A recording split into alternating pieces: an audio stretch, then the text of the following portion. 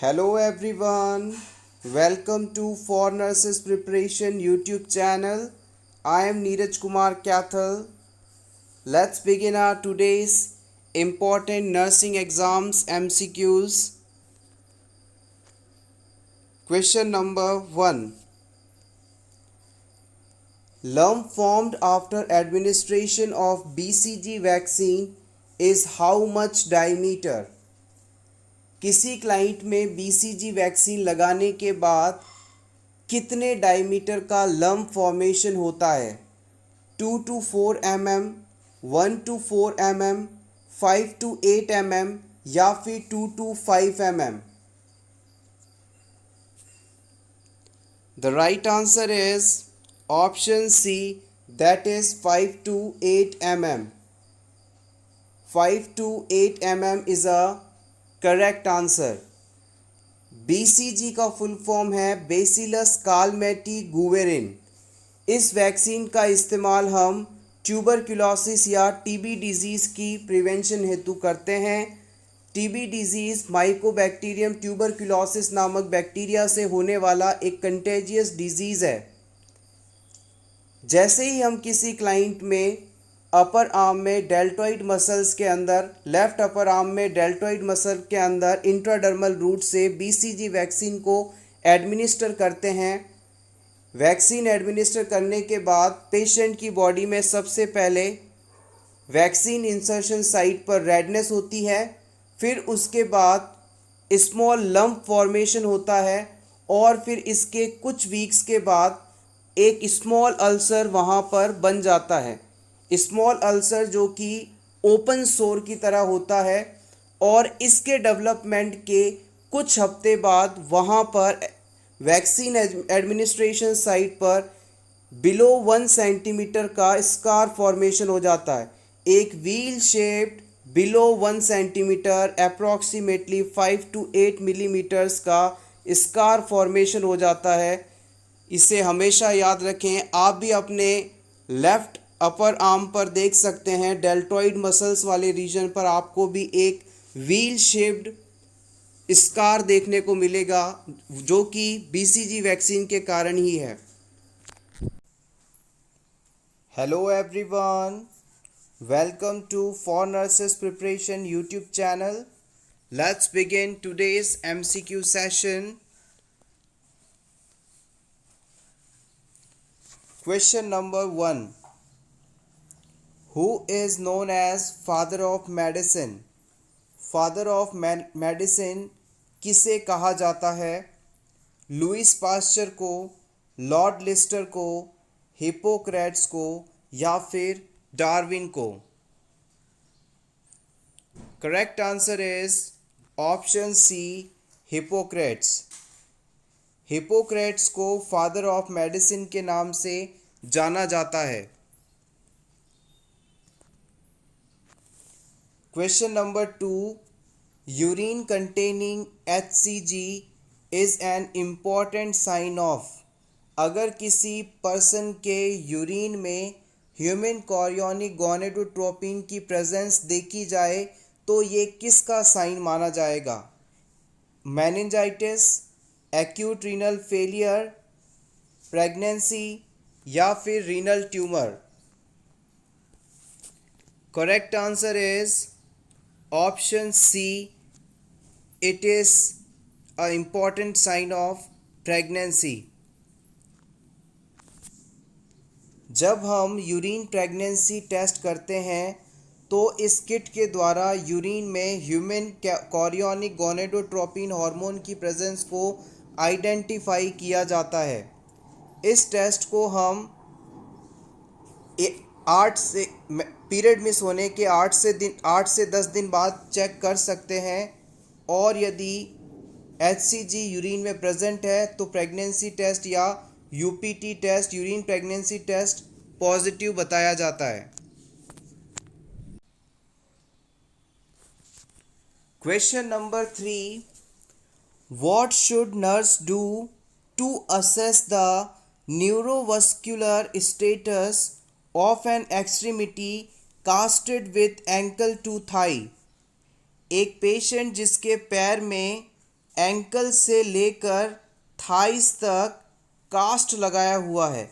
एक पेशेंट जिसके पैर में एंकल से लेकर थाइस तक प्लास्टर कास्ट लगाया हुआ है, हमें इस अफेक्टेड एक्सट्रीमिटी में न्यूरोवेस्कुलर स्टेटस को असेस करना है। तो इसके लिए हम क्या करेंगे? Option 1, palpate the femoral artery. Option 2, assess for positive Homan sign. Option 3, compress and release the client's toenail. Option 4, instruct the client to flex and extend the knee.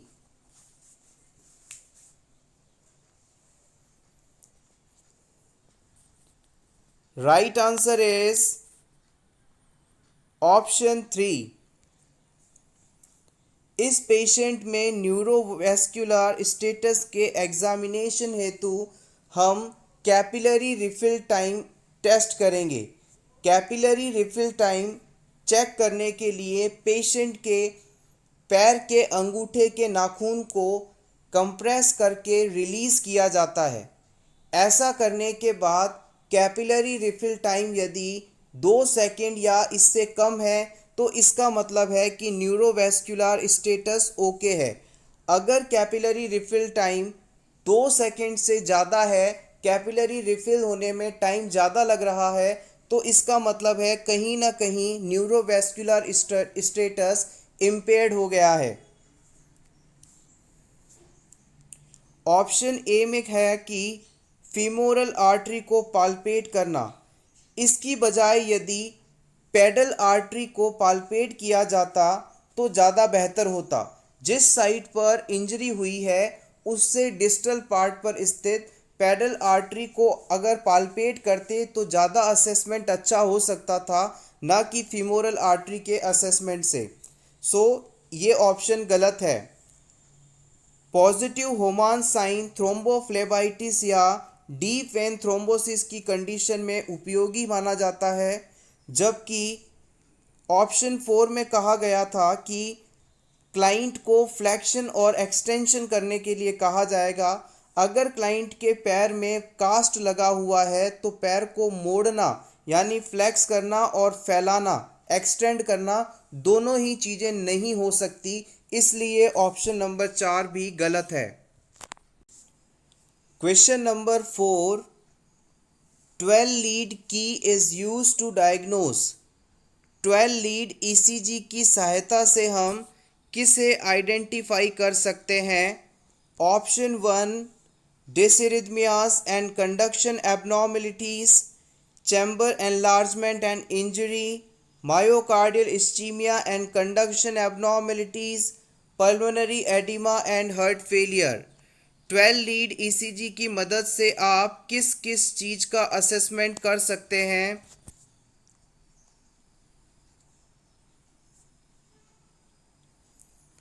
The right answer is option A, that is A, B and C। 12 lead ECG की मदद से हम heart में develop हो रहे डिसएरिथमियास और conduction system related abnormalities का assessment कर सकते हैं।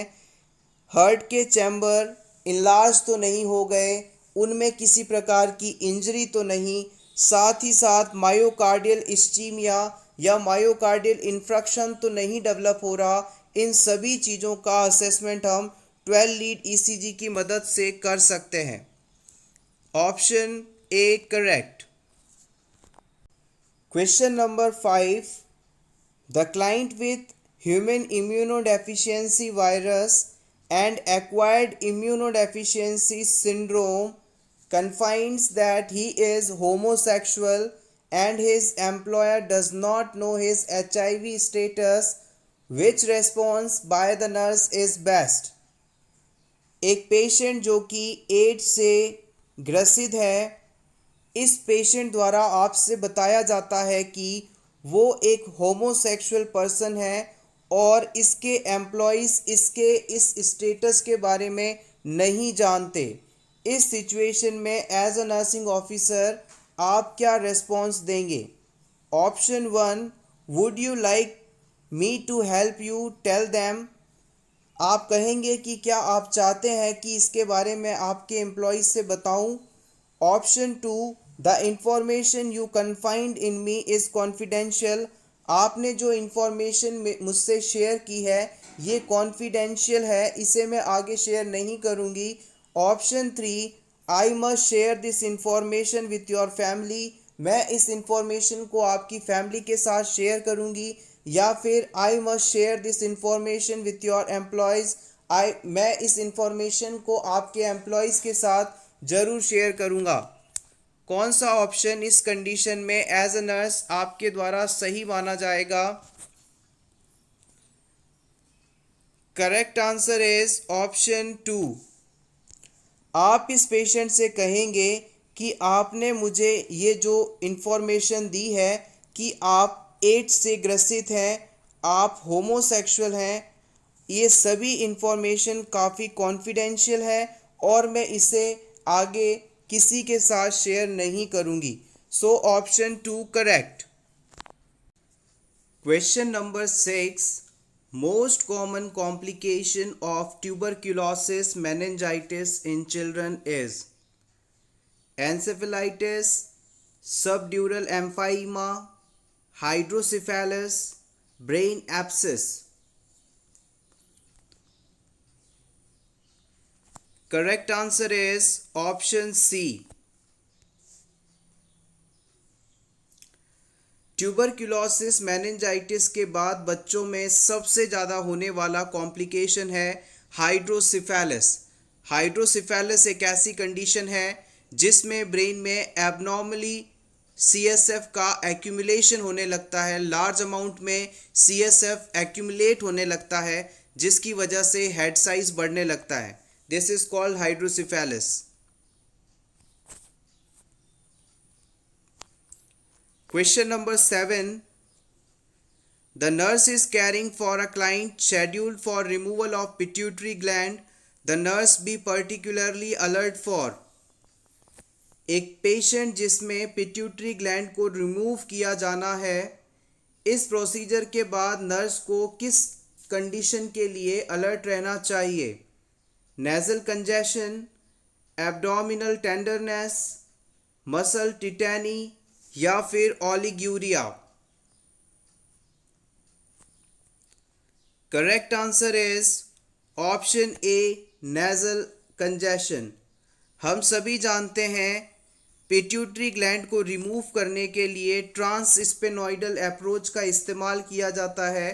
ट्रांसस्पेनॉइडल अप्रोच का मतलब है कि पिट्यूटरी ग्लैंड को नोज के रास्ते निकालते हैं, नोज से पिट्यूटरी ग्लैंड को बाहर निकाला जाता है और इस प्रोसीजर के बाद नेजल कंजेशन हो सकता है जिसकी वजह से क्लाइंट को airway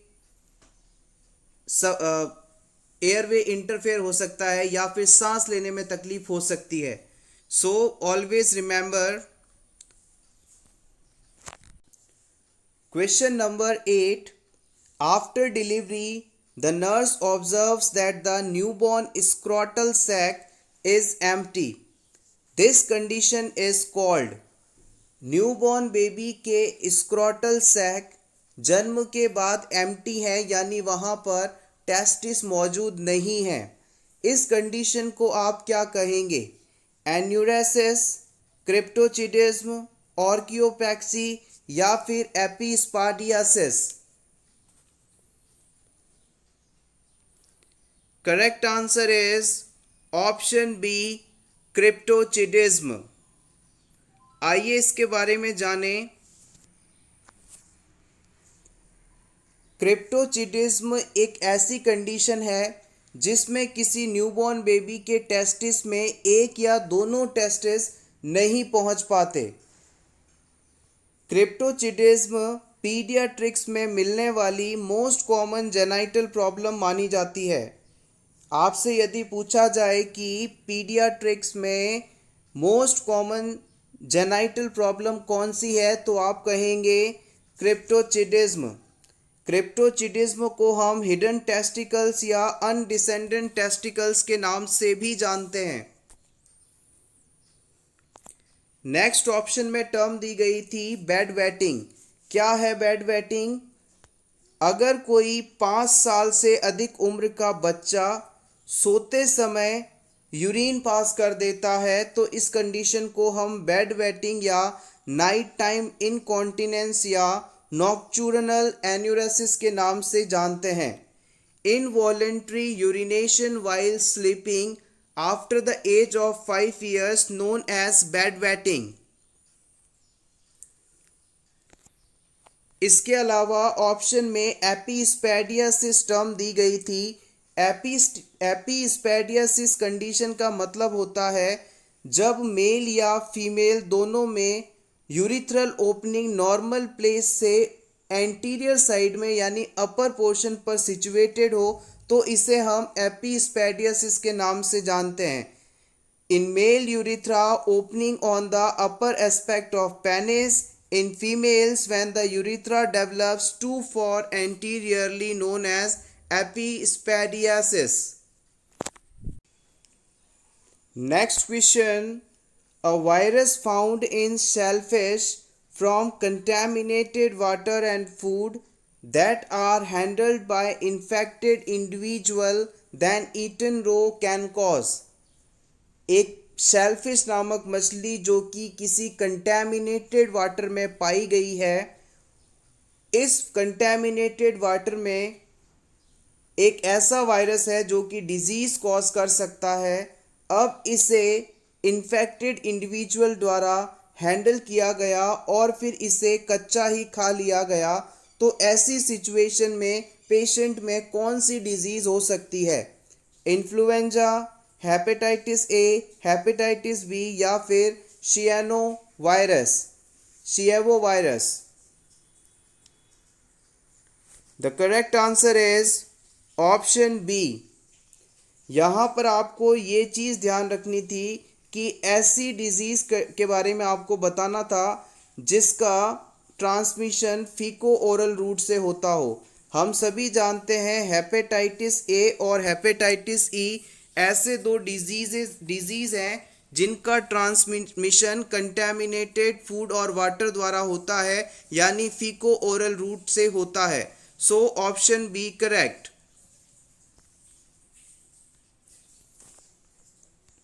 question number 10, difference between diastolic and systolic pressure. अगर आप सिस्टोलिक ब्लड प्रेशर में से डायस्टोलिक ब्लड प्रेशर को माइनस कर देंगे तो आने वाली वैल्यू क्या कहलाएगी? Pulse pressure, pulse deficit, cardiac output या फिर blood pressure? The right answer is option A pulse pressure. Pulse pressure equals to systolic blood pressure minus diastolic blood pressure, जो कि अगर अपन कैलकुलेट करें तो आएगा 40 mm of Hg। Systolic blood pressure normally 120 होता है, डायस्टोलिक ब्लड प्रेशर 80 होता है। इन दोनों का डिफरेंस आता है पल्स प्रेशर कहलाता है। अगर आपसे पूछा जाए पल्स डेफिसिट क्या है, अगर एक ही समय पर एपिकल पल्स और रेडियल पल्स को कैलकुलेट किया जाए और एपिकल पल्स रेडियल पल्स की तुलना में ज़्यादा आए तो इस कंडीशन को पल्स डेफिसिट कहेंगे और ऐसा आपको एट्रियल फिब्रिलेशन कंडीशन में देखने को मिलेगा। एक ही समय पर दो नर्सेस के द्वारा एपिकल और रेडियल पल्स को यदि कैलकुलेट किया जाए, एपिकल पल्स की तुलना में यदि रेडियल पल्स कम आ रही है तो इसे हम पल्स डेफिसिट कहेंगे और एट्रियल फिब्रिलेशन के अंदर आपको ये कंडीशन देखने को मिलती है मोस्टली।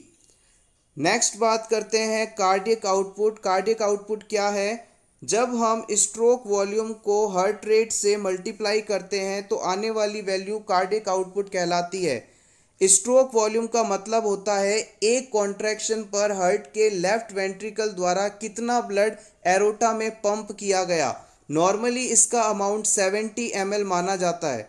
हार्ट रेट का मतलब है एक मिनट में कितने कॉन्ट्रैक्शंस आए हार्ट के, इसे हम नॉर्मली 70 मान लेते हैं। वैसे तो ये 72 माना जाता है लेकिन यहाँ पर हम इसे 70 मान लेते हैं। जब आप इस इक्वेशन को सॉल्व करेंगे तो आएगा 1400 ml।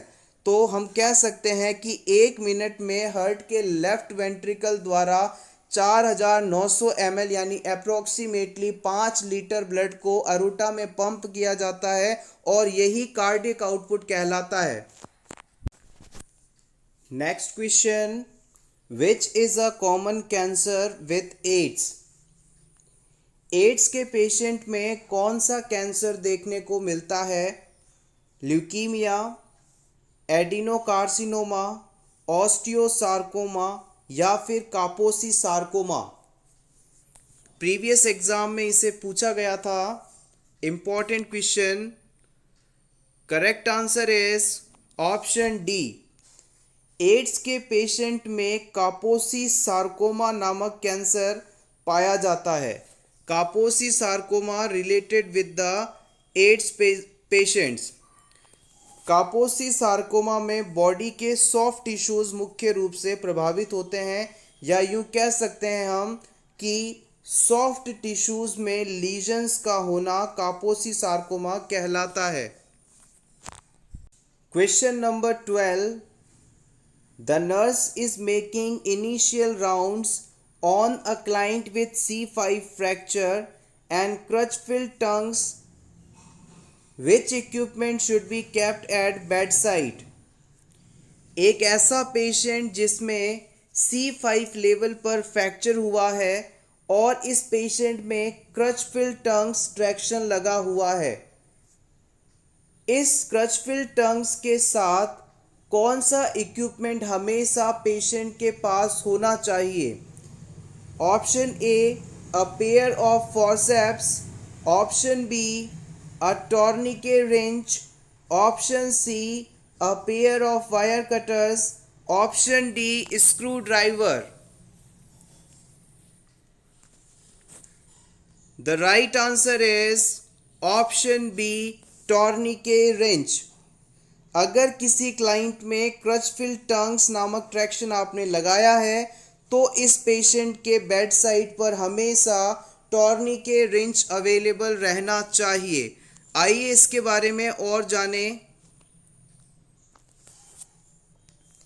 अगर किसी क्लाइंट में सर्वाइकल स्पाइन एरिया में फ्रैक्चर हो जाता है तो इस पार्ट को इमोबिलाइज करने के लिए क्रचफिल्ड टंग्स नामक ट्रैक्शन का इस्तेमाल किया जाता है। अगर किसी क्लाइंट के नेक रीजन में सर्वाइकल स्पाइन एरिया में फ्रैक्चर हो जाता है तो क्लाइंट की नेक को इमोबिलाइज करने के लिए क्रचफिल्ड टंग नामक ट्रैक्शन इस्तेमाल किया जाता है।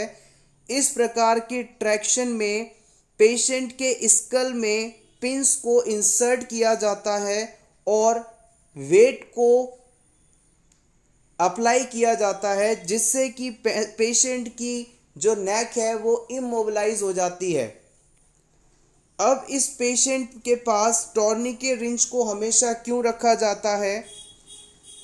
जिन पेशेंट्स में क्रचफिल्ड टंग्स लगा है उनमें कितना प्रेशर रखना है, प्रेशर बढ़ाना है या घटाना है, इस चीज़ के मैनेजमेंट के लिए आपको टॉर्निकेट रिंच की आवश्यकता पड़ती है। क्रचफिल्ड टंग्स में लगे स्क्रू को टाइट करना या लूज करना पेशेंट की ज़रूरत के हिसाब से एडजस्ट करने हेतु हमेशा टॉर्निकेट रिंच की आवश्यकता होती है, इसलिए इसे हमेशा पेशेंट के पास रखा जाता है। Question number 13, the complementary feeding involves. Complementary feeding में क्या क्या इन्वॉल्व किया जाता है? टाइम, एडिक्वेसी, एक्टिव और all of the above? The right answer is option D, all of the above. Complementary feeding का मतलब होता है जब एक बच्चा 6 महीने की उम्र को पार कर लेता है तो इस बच्चे को ब्रेस्ट फीडिंग के साथ साथ कुछ और सप्लीमेंटल फूड्स भी दिए जाते हैं। इसे ही हम कॉम्प्लीमेंट्री फीडिंग के नाम से जानते हैं। कॉम्प्लीमेंट्री फीडिंग टाइमली होनी चाहिए, एडिक्वेटली होनी चाहिए यानी पर्याप्त मात्रा में होनी चाहिए और एक्टिवली इंटरेस्ट लेते हुए प्रोवाइड की जानी चाहिए। So timely, adequately and actively all are the complementary feedings component. Question number 14. Chronic renal failure causes all except, नीचे बताए ऑप्शंस में से कौन सी फाइंडिंग आपको क्रॉनिक रीनल फेलियर के पेशेंट में नहीं देखने को मिलेगी? Hypertension, decrease creatinine level, hyperkalaemia, hypocalcaemia. The right answer is option B.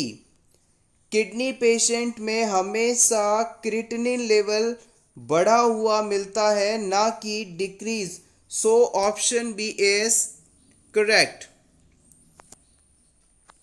अगर कोई क्रॉनिक किडनी डिजीज का पेशेंट है तो इसमें आपको hypertension, hyperkalaemia, hypocalcaemia, hyperphosphataemia, hyponatraemia और बढ़ा हुआ सीरम क्रिएटिनिन लेवल और ब्लड यूरिया नाइट्रोजन लेवल मिलते हैं. Next, in which disease blood is collected at night for investigation? किस डिजीज की इन्वेस्टिगेशन में आपको ब्लड सैंपल रात में कलेक्ट करना होता है? Lymphatic filariasis, dengue, Japanese encephalitis या फिर occult filariasis? Correct answer is option D. Occult filariasis को कॉज करने वाला ऑर्गेनिज्म नाइट के समय सर्कुलेशन में पाया जाता है. इस वजह से प्रॉपर रिजल्ट्स के लिए हम पेशेंट के ब्लड सैंपल को रात में कलेक्ट करते हैं. Option D correct. Smallest vein is known as capillary, vena cava, venules या फिर साइनस? स्मॉलेस्ट वेन का नाम बताना है आपको. Right answer is option C, venules. सबसे पहले एरोटा, आर्टरी, कैपिलरी, वेन्यूल्स और फिर veins. Aorta, arterioles, capillary, venules और फिर वेन्स. ये सीक्वेंस है, याद रखिएगा. Question number 17. The client with severe major depression states my heart has stopped and my blood is black ash. The nurse interprets this statement to be evidence of which of the following? एक ऐसा patient जो कि severe major depression से ग्रसित है आपसे कहता है कि मेरा हार्ट काम करना बंद कर चुका है और मेरा ब्लड राख बन चुका है, ऐश बन चुका है. इस स्टेटमेंट के आधार पर ये डिसाइड कीजिए कि क्लाइंट में कौन सी कंडीशन डेवलप हो गई है. हेल्यूसिनेशन, इल्यूशन, डेल्यूशन या फिर none of the above? The correct answer is option 3, that is delusion. इस क्लाइंट में डेल्यूशन डेवलप हो गया है. डेल्यूशन बेसिकली क्या है, आइए इसके बारे में जानें. A client with severe depression may experience symptoms of psychosis such as hallucination and delusion that are typically mood congruent. जब ये पेशेंट आपसे कह रहा था कि मेरा हार्ट काम करना बंद चुका है और मेरा ब्लड ब्लैक ऐश बन गया है, तो ये symptom mood congruent somatic dilution का है. डेल्यूशन बेसिकली एक अनशेकेबल फर्म फॉल्स बिलीफ होता है. ऐसा कोई तथ्य जिसे पेशेंट एक बार सही मान ले तो उसको आप करेक्ट करने के लिए कितने भी फैक्ट दे दीजिए उसका बिलीफ नहीं बदलेगा. यही चीज़ डेल्यूशन कहलाती है. हेल्यूसिनेशन के अंदर बिना किसी एक्सटर्नल स्टिमुलाई के भी आपको परसेप्शन परसीव होता है। इल्यूशन एक ऐसी कंडीशन है जिसमें एक्सटर्नल स्टिमुलाई को आप रॉन्गली परसीव करते हैं। Characteristic hormones of placenta. Placenta का कैरेक्टरिस्टिक हार्मोन बताना है आपको। एस्ट्रोजन, प्रोजेस्टेरॉन, कोरियोनिक गोनेडोट्रोपिन या फिर oxytocin. The right answer is option C, chorionic gonadotropin, या जिसे आप ह्यूमन कोरियोनिक गोनेडोट्रोपिन HCG के नाम से जानते हैं, प्लेसेंटा का कैरेक्टरिस्टिक हार्मोन माना जाता है। Question number 19.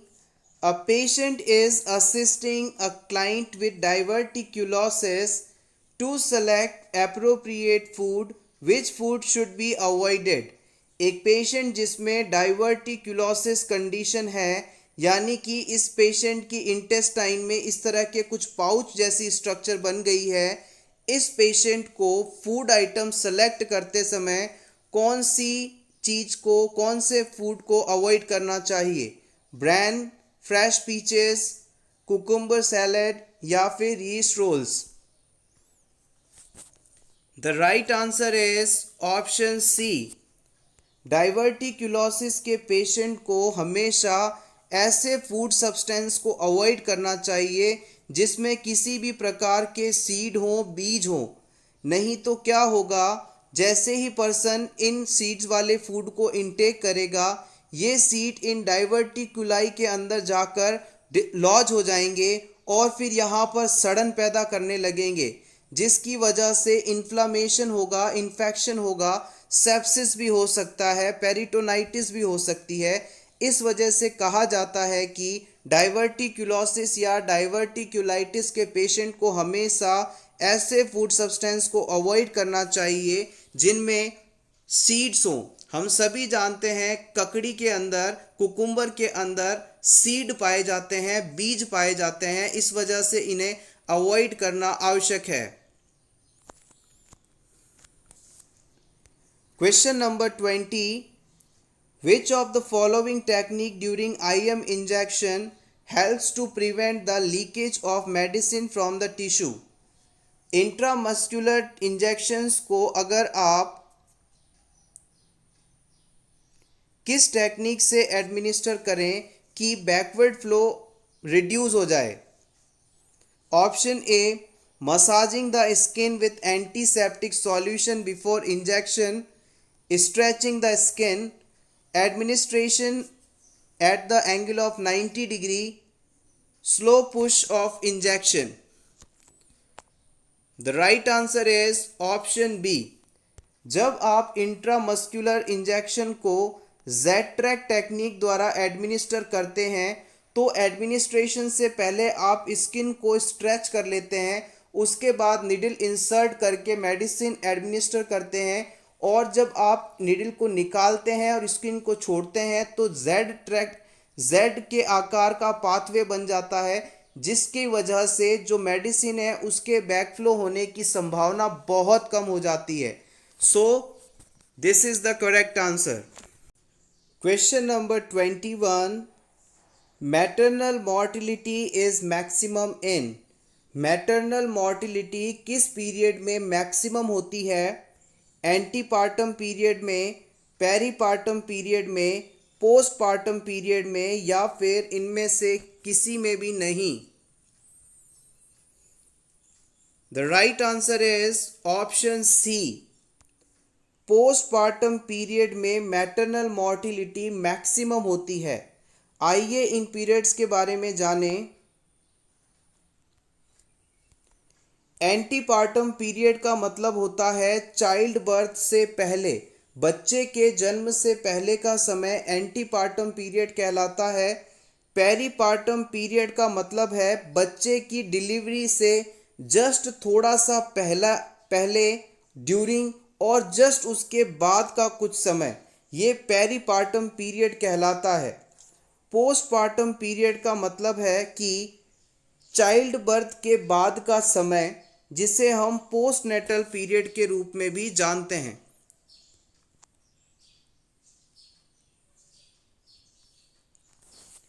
Question number 22. Type of assessment in which more data collected about already identified problem is. उस प्रकार का असेसमेंट मेथड के बारे में आपको बताना है जिसमें हम किसी पहले से ही आइडेंटिफाइड प्रॉब्लम के बारे में और ज़्यादा जानकारी जुटाते हैं. Initial assessment, focus assessment, emergency assessment या फिर time lapsed assessment. The right answer is option B, focused assessment. Focused assessment में हम पहले से आइडेंटिफाइड प्रॉब्लम पर फोकस करते हुए उसके ही बारे में अधिक से अधिक जानकारी जुटाते हैं, असेसमेंट करते हैं. Next, preparation of sperm before penetrating the ovum is. Ovum को पेनिट्रेट करने से पहले स्पर्म द्वारा की जाने वाली प्रिपरेशन क्या कहलाती है? कोइटोन, स्पर्मेशन, कैपेसिटेशन या फिर insemination. The correct answer is option C, it is capacitation. Capacitation is a preparedness of the sperm to penetrate the ovum. Question number 24. Toddler age group के लिए कौन सा प्ले अप्रोप्रिएट है? 1 से 3 साल के बच्चों के लिए कौन सा प्ले अप्रोप्रिएट है? Parallel play, solitary play, cooperative play या फिर none of the above. Correct answer option A, parallel play. Parallel play is appropriate for the toddler age group. Parallel play में जो बच्चा है वो अकेले ही खेलना पसंद करता है. वो अपने टॉयज़ को किसी के साथ भी शेयर नहीं करता, लेकिन उसके आसपास खेल रहे बच्चों के लिए वो अवेयर रहता है. सॉलिटरी प्ले को हम ऑन लुकर प्ले के नाम से भी जानते हैं और ये जनरली इन्फेंट्स या 1 साल से कम उम्र के बच्चों के लिए होता है. Cooperative play preschool age के चिल्ड्रंस के लिए होता है, यानी 3 to 6 ईयर्स के चिल्ड्रंस के लिए.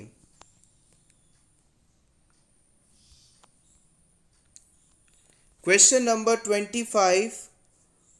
What is the function of cerebellum? Cerebellum के फंक्शन बताने हैं आपको. Option A, serve as passes between spinal cord and brain, maintain balance, coordination and muscular control, conduct nerve impulses, maintain area of region, thought, memory and sensation. The right answer is option B. cerebellum का काम है हमारे body के balance, coordination और muscle control को maintain करना. Option B correct. Koplik spots are seen in. Measles disease में पाए जाने वाले कॉप्लिक स्पॉट्स किस स्टेज में देखे जाते हैं? इंक्यूबेशन, प्रोड्रोमल, इरप्टिव या फिर none of the above. Correct answer is option B, prodromal. Koplik spots prodromal stage में देखे जाते हैं. Option B correct. Question number 27. In human body rod and cones are related with. Human body में पाए जाने वाले रॉड्स एंड कोन्स किससे संबंधित हैं? विजन, हीटिंग, स्मेल या फिर touch. Correct answer is option A, vision.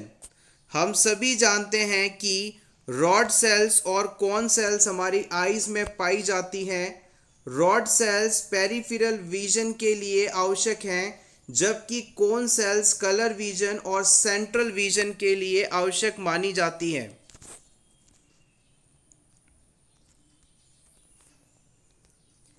Which of the following part of the eye contains rhodopsin pigment? आँख के किस हिस्से में रोडोप्सिन नामक पिगमेंट पाया जाता है? रॉड्स में, कोन्स में, लेंस में या फिर आइरिस में. The correct answer is option A, rods में। रॉड सेल्स के अंदर रोडोप्सिन पिगमेंट पाया जाता है। Question number 29, excessive secretion of thyroid hormone can cause. अगर किसी क्लाइंट में, पर्सन में थायराइड हार्मोन अत्यधिक मात्रा में सिक्रीट होने लगे तो उससे क्या होगा? हाइपोथायरॉयडिज्म, हाइपरथायरॉयडिज्म, एक्सोप्थेल्मस या फिर none of the above. The right answer is option B. Excess secretion of thyroid hormone को हम हाइपरथायरॉयडिज्म कहेंगे, जबकि एक्सोथैलेमस इसके अंदर पाई जाने वाली एक फाइंडिंग है। So option B correct. Question number 30, blind spot is also known as. Blind spot को हम किस नाम से जानते हैं? Macula lutea, optic disc, fovea centralis या फिर none of the above. Correct answer option B. Blind spots को हम ऑप्टिक डिस्क के नाम से भी जानते हैं। यह वो एरिया है जहां पर कॉन्स और रोड्स दोनों ही एब्सेंट होते हैं। Blind spot also known as optic disc, it is a point where optic nerve enters into the eye. It is the region where rods and cone cells are absent. Question number 31, most effective way to prevent cross infection in hospital setting is। Hospital में cross infection को फैलने से रोकने के लिए most effective way के रूप में किसे देखा जाता है? Option A, hand washing, option B, use alcohol based rub between patient, screen the visitors, ensure adequate ventilation. The right answer is option A, hand washing. Hospital में एक पर्सन से दूसरे पर्सन में इन्फेक्शन ना फैले, इसके लिए हैंड वॉशिंग एक मोस्ट इफेक्टिव वे के रूप में देखा जाता है। Alcoholic hand rubs are not suitable for hand washing. Question number 32, incubation period of measles बताना है आपको। 30 डेज, 21 डेज, 10 डेज या फिर 3 डेज। जब कोई पर्सन किसी डिजीज कॉजिंग ऑर्गेनिज्म के संपर्क में आता है और उसकी बॉडी में जब तक साइन एंड सिम्टम्स ना आ जाएं, ये समय इंक्यूबेशन पीरियड के नाम से जाना जाता है। Correct answer is option C. Incubation period for measles is 10 days. आइए इसके बारे में जानें। The measles is a infectious disease and it can spread effectively 4 days before and 5 days after the appearance of rash. Measles disease में patient की body में rashes appear होते हैं। रैश अपीयर होने से 4 दिन पहले और रैश अपीयर होने के 5 दिन बाद मीजल्स सबसे ज़्यादा इन्फेक्शियस होता है। भारत में यह विंटर और अर्ली स्प्रिंग सीजन में ज़्यादा ट्रांसमिट होता है और इसका इंक्यूबेशन पीरियड 10 से 14 दिनों का माना जाता है। मीजल्स डिजीज़ को रोकने के लिए हम लाइव एटीन्यूएटेड टाइप के वैक्सीन का इस्तेमाल कर सकते हैं। Question number 33, what do you mean by cold sterilization? Cold sterilization का क्या मीनिंग है? Option A, sterilization under a temperature range of 1.80 degree centigrade. Option B, disinfection using disinfectant. Option C, sterilization done under -degree Celsius temperature. Option D, all of the above.